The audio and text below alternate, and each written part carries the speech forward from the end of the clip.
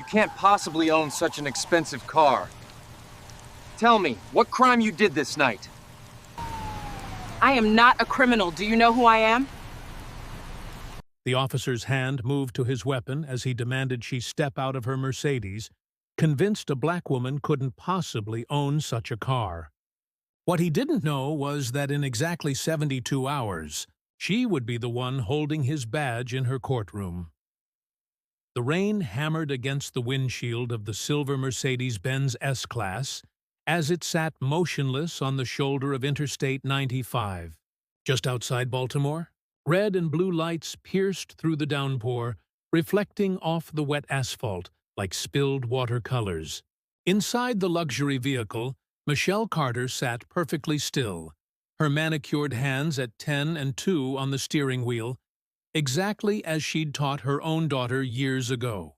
The leather seats still smelled new, a recent reward to herself after 23 years of sacrifice and service that no one in this moment could possibly imagine. Officer Derek Coleman approached the driver's side window, his hand already resting on his service weapon, rain cascading off his department-issued cap. Through the tinted glass, all he saw was a black woman in an expensive car at 9:47 p.m. on a Tuesday night. His assumptions had already written the entire story in his mind before she even lowered her window. "License and registration!" he barked, not bothering with pleasantries, his flashlight beam aggressive against her face. Michelle reached slowly for her purse, announcing each movement as she'd learned to do. "I'm reaching for my wallet in my purse," she said calmly, her voice steady, despite the familiar knot forming in her stomach. "This your car?" Coleman asked, the question dripping with accusation rather than inquiry. He examined her Maryland driver's license with theatrical scrutiny, shining his flashlight between the ID and her face multiple times. "Yes, officer. Is there a problem? You haven't told me why you pulled me over," Michelle responded, maintaining her composure even as rain began to seep through the partially lowered window. "I'll ask the questions here," Coleman snapped. "Where are you coming from this late? Where are you headed? How can you afford a car like this?" Each question landed like a slap, designed to humiliate rather than investigate. Michelle took a measured breath. "I'm returning home from work, officer. I'm a public servant, like yourself." She chose her words carefully, revealing nothing more than necessary. Coleman's laugh was sharp and dismissive. "Public servant? What, you clean the courthouse or something?" He leaned closer, his breath fogging the air between them. "Step out of the vehicle. I need to search it." "On what grounds?" Michelle asked, her legal mind automatically engaging even as her heart raced. "You still haven't told me why you stopped me." "Your tail light looked dim," he said, the lie sliding off his tongue with practiced ease. "Now step out before I have to make you step out." As Michelle slowly exited her vehicle into the pouring rain, her designer suit immediately beginning to soak through, she noticed Coleman's body camera was conspicuously turned off. He made her stand in the rain while he searched her immaculate car, tossing her legal briefs onto the wet ground, ignoring the official seal on the documents that should have given him pause. "These papers better not be stolen," he muttered, kicking at a folder marked "Confidential, U.S. District Court." What Officer Coleman couldn't know in his arrogance and prejudice, was that Michelle Carter wasn't just any public servant. She wasn't the courthouse cleaner he'd assumed she must be. The woman he was harassing, humiliating, and treating like a criminal was the Honorable Michelle Carter, the newest appointed federal judge for the District of Maryland, confirmed just 6 months ago after a distinguished career as a civil rights attorney. And in exactly 72 hours, Officer Derek Coleman would be standing in her courtroom, part of a federal case involving police misconduct. The universe, it seemed, had a sense of irony that was about to change everything. Because sometimes the scales of justice balance themselves in ways no one sees coming, and the person you dismiss in the rain today might be the one holding your future in their hands tomorrow. Before we continue with Michelle's incredible story, of dignity triumphing over discrimination. If you believe that every person deserves to be treated with respect regardless of their appearance, please take a moment to subscribe to our channel. We share these powerful stories every week to remind us all that you never truly know who someone is just by looking at them. Rate this story on a scale of 0 to 10 in the comments below. How would you have handled being in Michelle's position? Have you ever been judged unfairly based on your appearance? Share your experiences with our community of over 500,000 subscribers who believe in justice and equality. And if you stay until the end, you'll witness one of the most powerful courtroom moments ever captured. When Officer Coleman realizes exactly who he pulled over that rainy night, the look on his face? Absolutely priceless. Michelle Carter had worked in the legal system for 23 years, starting as a public defender in Baltimore's toughest neighborhoods, representing clients who couldn't afford attorneys, fighting against a system that seemed designed to swallow whole communities. She knew every courthouse janitor by name, every security guard's grandchildren's birthdays, every clerk who stayed late to help her file motions. To them, she wasn't Your Honor or Judge Carter. She was simply Michelle, the woman who brought donuts on Fridays and remembered everyone's coffee order. But those who walked the marble halls of power, the prosecutors and police officers who cycled through the system, they saw her differently. Or rather, they didn't see her at all. To them, she was invisible. Another black woman in a suit who must be a paralegal, a clerk. Surely not someone who belonged in the rooms where real decisions were made. Even after her federal appointment, even after the confirmation hearings where senators praised her remarkable journey and unwavering commitment to justice, Michelle still entered courthouses through the same doors, still got asked for ID by officers who'd seen her 100 times, still got directed to the defendant's table when she walked into a courtroom wearing anything other than her robes. On that particular Tuesday, she'd stayed late in her chambers, reviewing a case that had kept her awake for 3 nights straight. It involved a pattern of civil rights violations by several Baltimore police officers, a case that had taken 2 years to build and was finally ready for trial. The evidence was damning. Body camera footage mysteriously deleted, complaints buried, citizens terrorized. She'd spread the documents across her desk, each one representing a life disrupted, a family traumatized, trust shattered between community and police. Officer Coleman's name wasn't in those files. Not yet. But his type was all over them. Officers who saw certain neighborhoods as war zones, certain people as enemies, certain skin colors as probable cause. She'd been fighting against this mentality her entire career, first as a defender, then as a prosecutor, and now as a judge.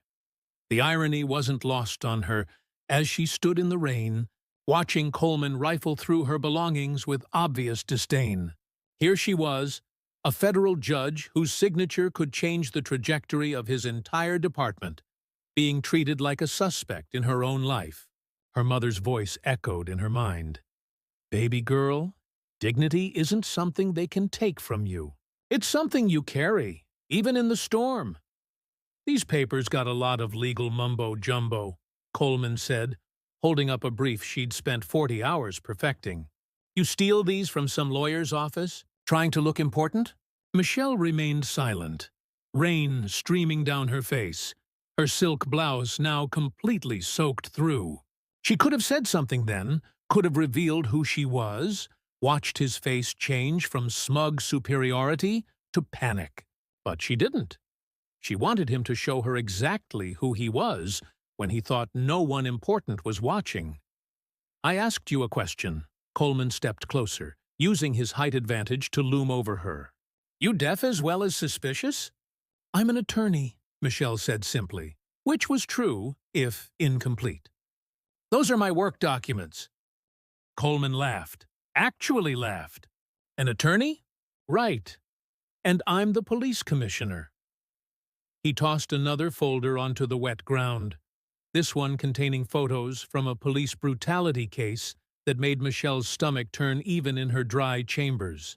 Now those images of violence were being splashed with rain and mud, disrespected, just like the victims they represented. "Tell you what," Coleman said, his tone shifting to something even more condescending. "I'm feeling generous tonight. You seem like you might be telling the truth about having some kind of job, even if you're probably just some ambulance chaser. I'm going to let you go with a warning. But I see this car in this neighborhood again. We're going to have a different conversation. This neighborhood, her neighborhood, the neighborhood where she'd bought her house 15 years ago, where she'd raised her daughter, where she jogged every morning and knew every neighbor's name. But to Officer Coleman, she didn't belong here, would never belong here." As he handed back her license, his fingers deliberately dropped it into a puddle at her feet, forcing her to bend down to retrieve it. "Have a nice night, ma'am," he said with a smile that never reached his eyes. "And remember, I'll be watching." Michelle picked up her license, then began gathering her soaked documents from the ground, each movement deliberate and dignified. She didn't rush, didn't scramble, didn't give him the satisfaction of seeing her flustered. When she finally stood, her eyes met his for just a moment, and Coleman must have seen something there that made him step back slightly. "Thank you, officer," she said quietly. "I'll remember this." As she drove away, watching Coleman's cruiser disappear in her rearview mirror, Michelle didn't cry. She didn't scream. She simply reached for her phone and made a single call to her clerk. "Janet? Yes, I know it's late. I need you to pull everything we have on Officer Derek Coleman. Badge 38, Santi Fontit, Fati Tandivad Fonfi, Sun and 7, Baltimore PD, everything." 3 days later, the federal courthouse for the District of Maryland buzzed with its usual morning energy. Lawyers wheeled their cases through security. Defendants huddled with their families for last-minute prayers. And prosecutors strutted through the halls with the confidence of those who believed they held all the cards. The case of United States versus Baltimore Police Department was set to begin preliminary hearings, a sprawling civil rights case that had attracted national attention. Officer Derek Coleman stood with 5 of his fellow officers in the hallway outside courtroom 4A, their dress blues pressed to perfection, their shoes gleaming like black mirrors. They joked among themselves, confident that this was just another witch hunt by liberal bureaucrats who didn't understand the realities of policing Baltimore's streets. "Judge Carter," one of them read from the docket. "Anyone know anything about her?" "Some diversity hire, probably," Coleman said with his characteristic smirk. "They confirmed her 6 months ago. Probably never spent a day on the streets. Just another bleeding heart who thinks criminals are victims." The bailiff appeared in the doorway. "All rise for the Honorable Judge Michelle Carter." The officers filed into the courtroom, taking their seats in the gallery behind the defense table where their union lawyers sat. The courtroom was packed. Reporters, community activists, families of victims, and curious legal observers filled every available seat.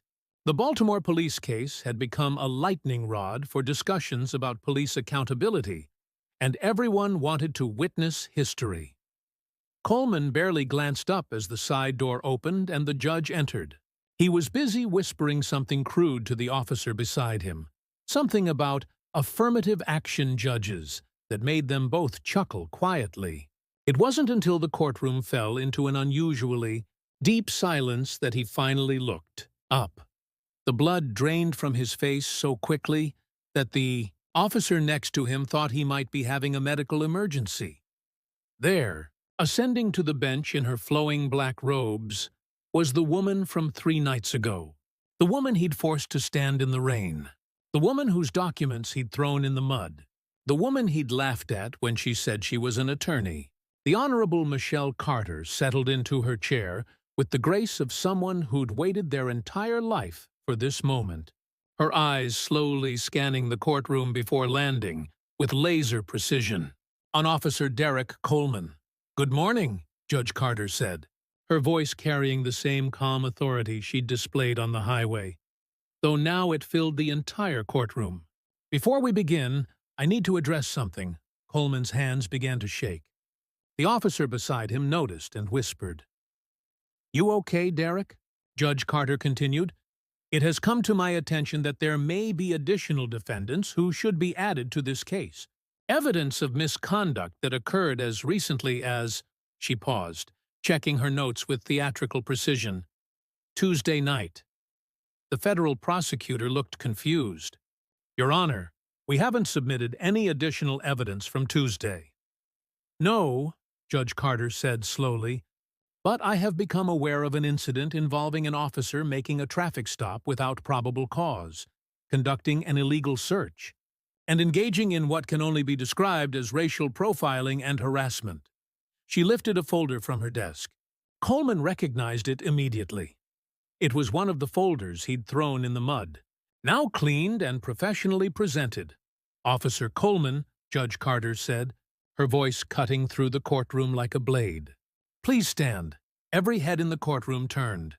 Coleman's legs felt like water, but somehow he managed to stand, his fellow officers looking at him with confusion and growing alarm. "Do you recognize me, Officer Coleman?"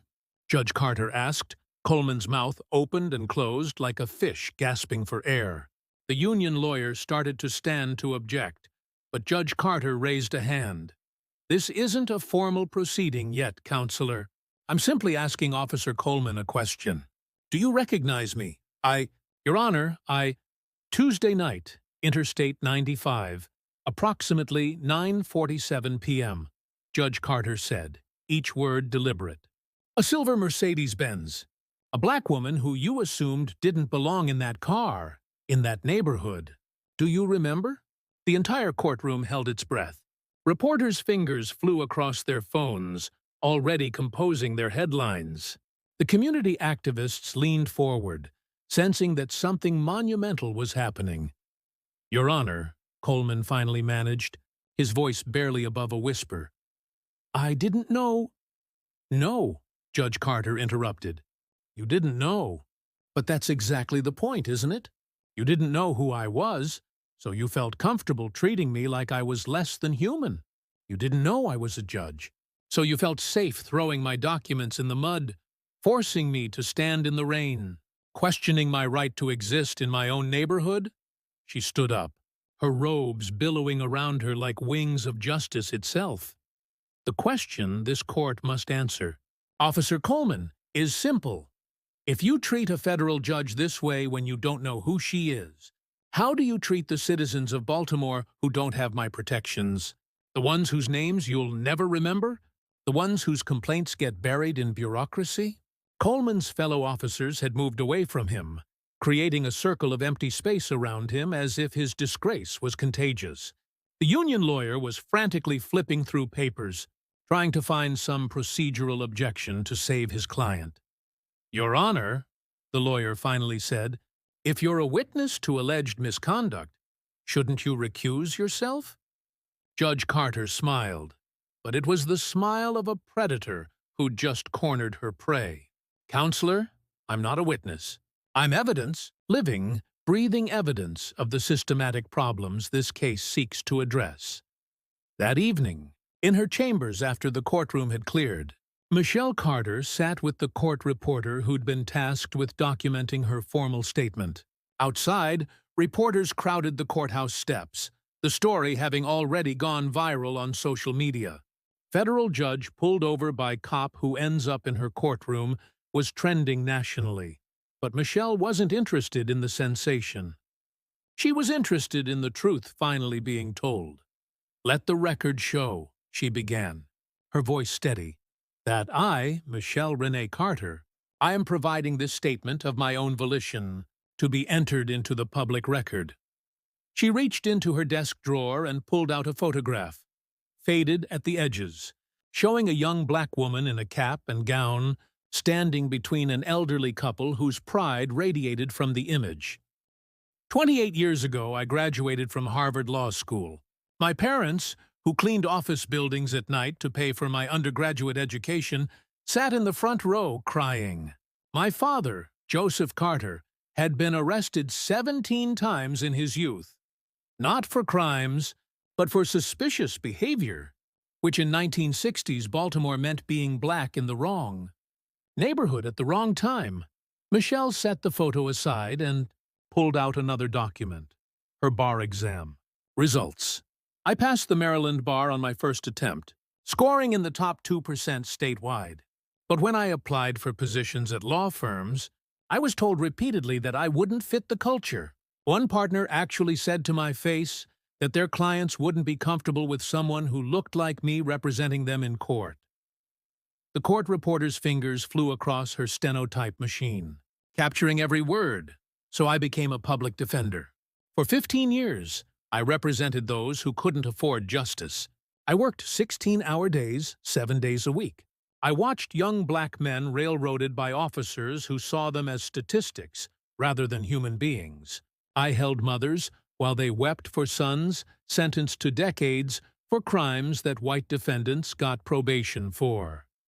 Michelle pulled out a thick folder labeled Coleman. Derek, personnel file. This isn't Officer Coleman's first complaint. There have been 14 others, all from black citizens, all dismissed as unfounded or lacking evidence. Ms. Yolanda Mitchell, a nurse, pulled over for suspicious vehicle. Mr. Anthony Barnes, a teacher, stopped and searched because he fit a description. Ms. Angela Foster, a small business owner, detained for 40 minutes because Officer Coleman didn't believe she owned the restaurant she was closing. She spread the complaints across her desk like a deck of cards, each one a story of humiliation and injustice. But here's what Officer Coleman and his defenders don't understand, Michelle continued, her voice gaining strength. Every time an officer abuses their power, they don't just violate one person. They tear at the fabric that holds our society together. They teach our children that justice has a color, that protection and service depend on your zip code and your skin tone. The court reporter had to pause, her own eyes glistening with tears. Michelle pulled out one final document, her federal appointment certificate, signed by the President of the United States.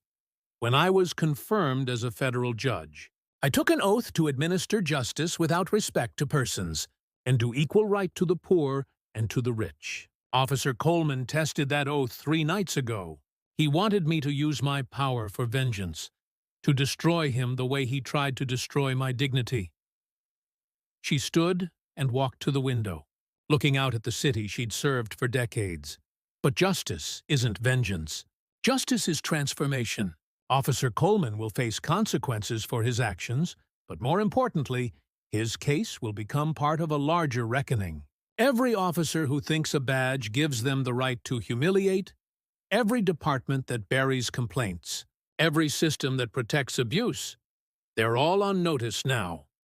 The court reporter finished typing and looked up. Your Honor, is there anything else you'd like to add to the record? Michelle turned from the window and for the first time all day allowed herself a small, genuine smile. Yes. Let the record show that when Officer Coleman forced me to stand in the rain, he thought he was breaking me. What he actually did was water the seeds of justice that I've been planting for 28 years. And now, finally, it's time for the harvest. That night, Michelle's statement was released to the public. Within hours, it had been read by millions, shared by civil rights organizations, quoted by politicians, and discussed in law school classrooms across the country.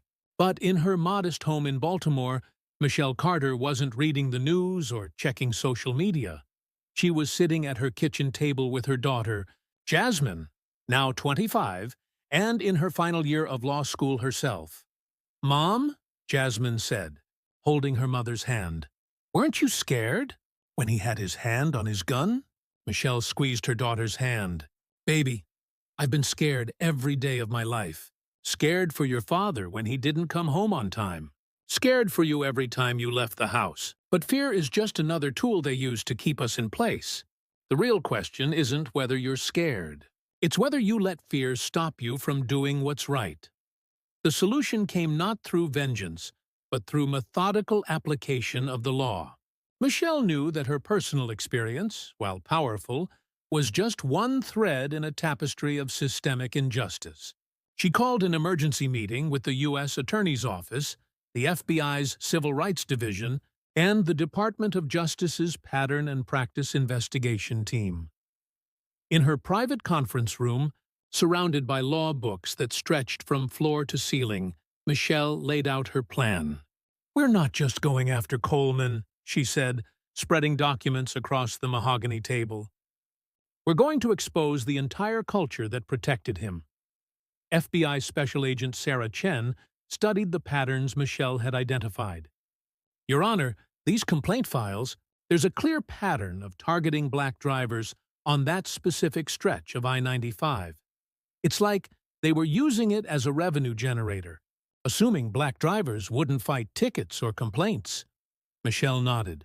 "I want every traffic stop Officer Coleman made in the last 5 years reviewed. Every complaint re-examined, every dismissed case reopened." She turned to the U.S. Attorney, Janet Morrison. "And I want immunity deals offered to any officer willing to testify about the unofficial policies they were following." Within 48 hours, the investigation had exploded beyond anyone's expectations. 3 officers came forward immediately, desperate to avoid federal charges. They revealed an informal point system where officers competed for who could issue the most tickets to suspicious vehicles, a euphemism everyone understood. Officer Timothy Allen, a 12-year veteran, sat in the FBI field office, his hands shaking as he provided his statement. "Coleman bragged about it," he said, voice breaking. "Called it fishing in the dark. Said you could always find something if you looked hard enough at the right people." The digital forensics team, meanwhile, had uncovered something even more damning. Coleman's body camera footage from that night with Judge Carter existed. He'd simply marked it as corrupted in the system. But the FBI's tech specialists recovered it, revealing not just the traffic stop, but also Coleman's conversation with his partner immediately afterward. "Did you see her face when I dropped her license in the puddle?" Coleman's voice crackled through the speakers in the federal building's tech lab. "These people need to learn their place." The investigation revealed that Coleman had conducted 847 traffic stops in the past 3 years. 76% were black drivers. 81% were driving vehicles valued over $40,000. The pattern was clear. He was targeting successful black citizens, assuming their success must be illegitimate. Michelle personally reviewed each case file, staying in her chambers until 2 a.m. most nights. She found Yolanda Mitchell's case particularly heartbreaking.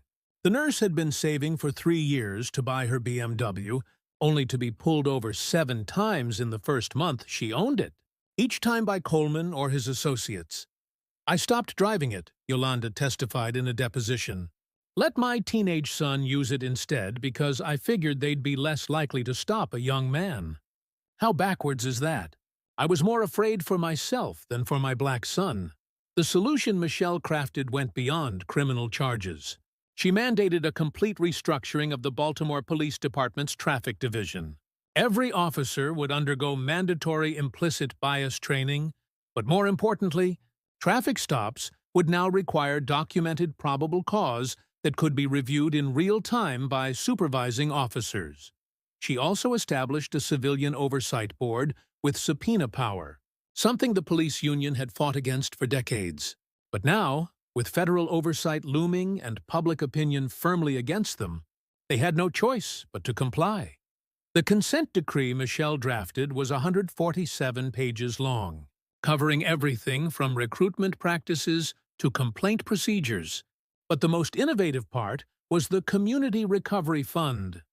Officers found guilty of civil rights violations would have their pension contributions redirected to support victims of police misconduct. "This isn't about punishing all police," Michelle explained at a packed press conference. "This is about accountability. Good officers have nothing to fear from oversight. It's the Derek Colemans of the world who thrive in darkness." The police union tried to fight back, claiming Michelle should recuse herself due to bias. But the Fourth Circuit Court of Appeals dismissed their motion in a scathing opinion. Judge Carter's personal experience with discrimination doesn't create bias. It provides insight. We don't ask judges who've been crime victims to recuse themselves from criminal cases. We shouldn't ask judges who've experienced discrimination to recuse themselves from civil rights cases. As the solution took shape, something unexpected happened. Officers started coming forward not to save themselves, but because they genuinely wanted reform. Officer Patricia Rodriguez, a 15-year veteran, testified about how she'd tried to report Coleman years ago, but was told to mind her own business or risk her career. "I became a cop to protect people," Rodriguez said, tears streaming down her face. "But I ended up protecting the wrong people, my fellow officers instead of the citizens we swore to serve." The solution extended beyond Baltimore.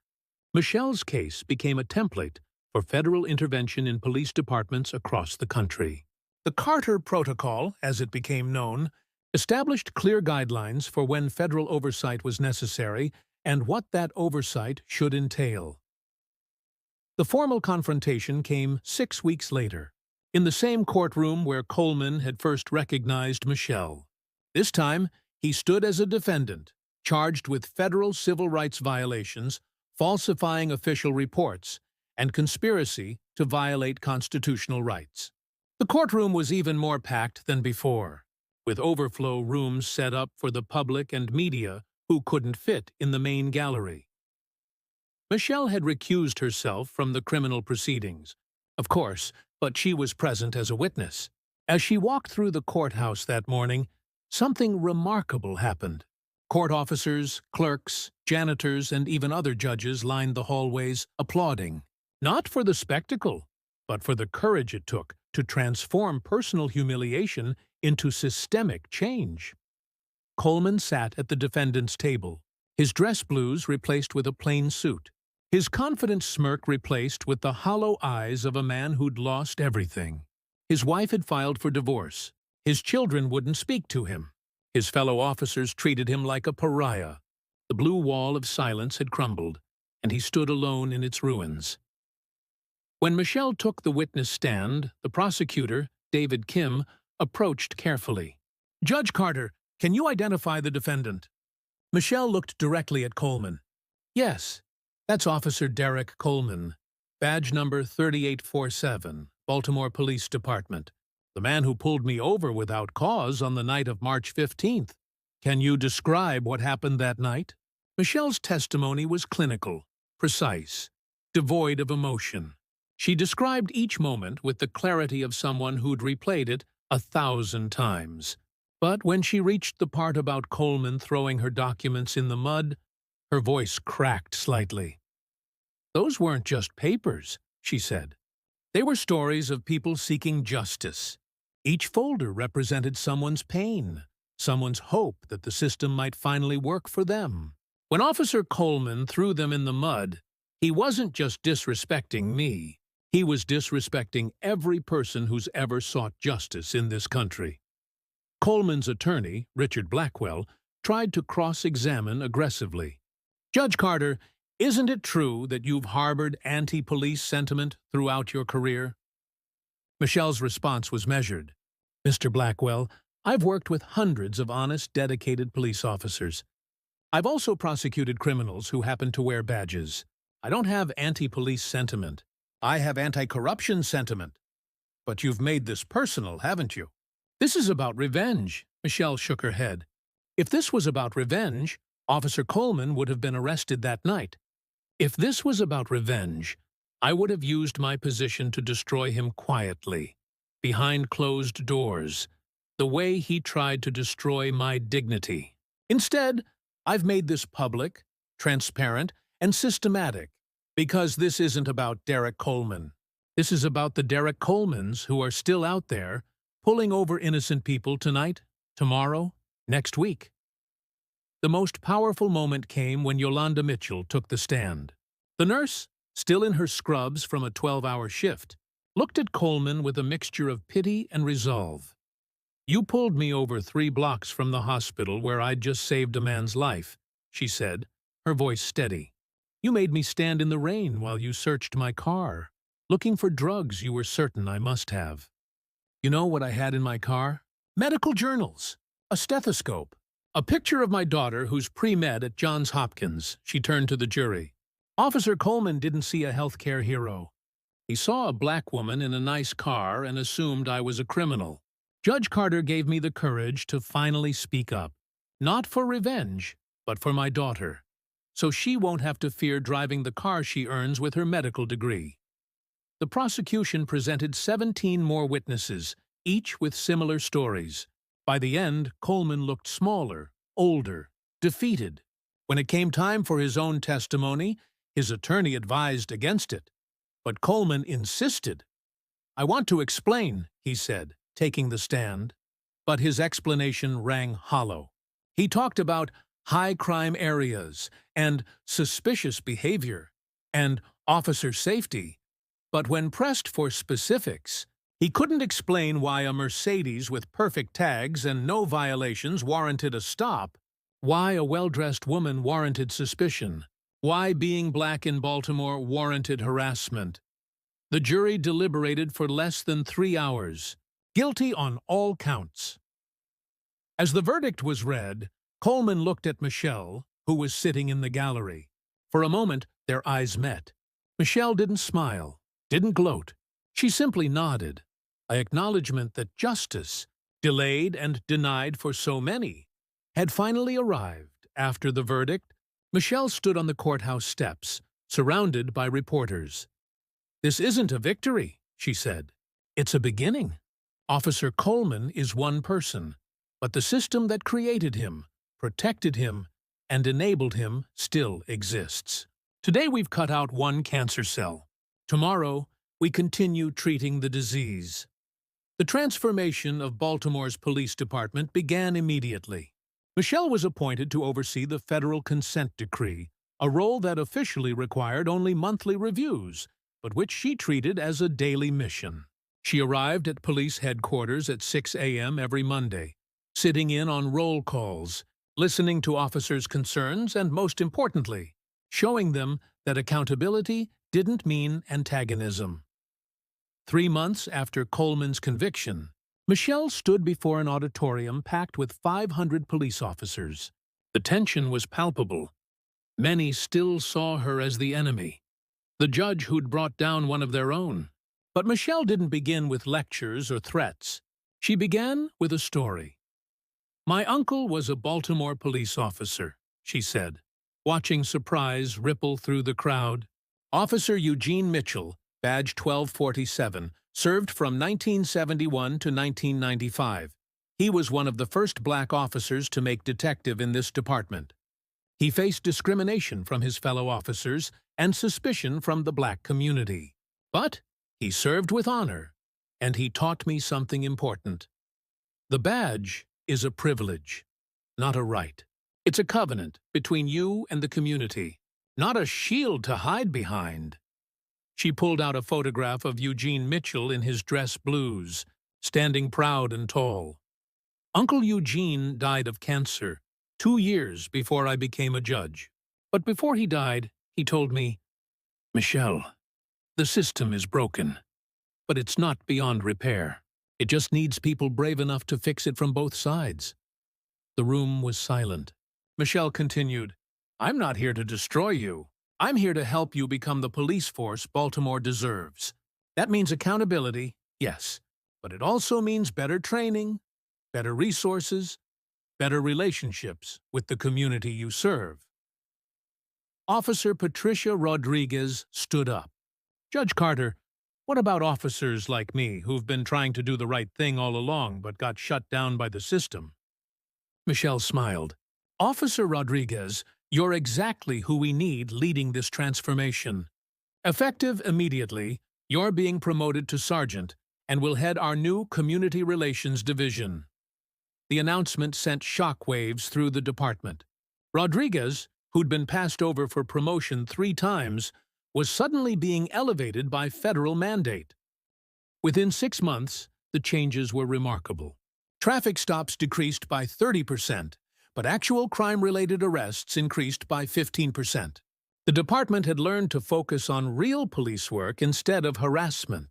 Community meetings, once attended by a handful of angry residents, now drew hundreds of engaged citizens working alongside officers to solve problems. Michelle established the Carter scholarships, using the settlement, money from her civil suit against the department, to fund legal education for young people from Baltimore's underserved communities. The first recipient was Jasmine Williams, whose father had been wrongfully arrested by Coleman 5 years earlier. "You gave my dad his dignity back," Jasmine told Michelle at the scholarship ceremony. "Now I'm going to become a lawyer and make sure no one loses theirs again." The national impact was even more profound. Michelle was invited to testify before Congress about police reform, her measured words carrying the weight of personal experience and legal expertise. "Distinguished members of Congress," she began, standing tall in the same courtroom where she'd once felt small, "we have a choice. We can continue allowing Derek Colemans to operate in darkness, or we can shine a light so bright that darkness has nowhere to hide." Her testimony led to the passage of the National Police Accountability Act, requiring all departments receiving federal funding to maintain civilian oversight boards and undergo regular bias training. Coleman, serving his 18-month federal sentence, wrote Michelle a letter from prison. She'd received hundreds of letters since the story went viral, some supportive, others hateful. But his was different. It was handwritten, shaky, and filled with genuine remorse. "Your Honor," it began, "I know I have no right to ask for your forgiveness, but I wanted you to know that every night I think about that rainy Tuesday. I see your face when I dropped your license in the puddle. I remember how you stood there with such dignity while I tried to break you down. I've had a lot of time to think about who I was and who I want to become." Michelle read the letter twice, then filed it away. Forgiveness was a personal journey, not a public spectacle. But change was happening all around her. The Baltimore Police Academy now included a mandatory course called Dignity and Service, using Michelle's case as a teaching tool. New recruits studied the traffic stop video, analyzing each moment of Coleman's misconduct, learning to recognize the warning signs of bias and abuse of power. Most remarkably, Michelle began receiving invitations from police departments across the country, not to condemn them, but to help them reform. Chiefs who'd once seen her as an enemy now sought her guidance in building trust with their communities. At a conference in Chicago, Police Chief Maria Santos approached Michelle during a break.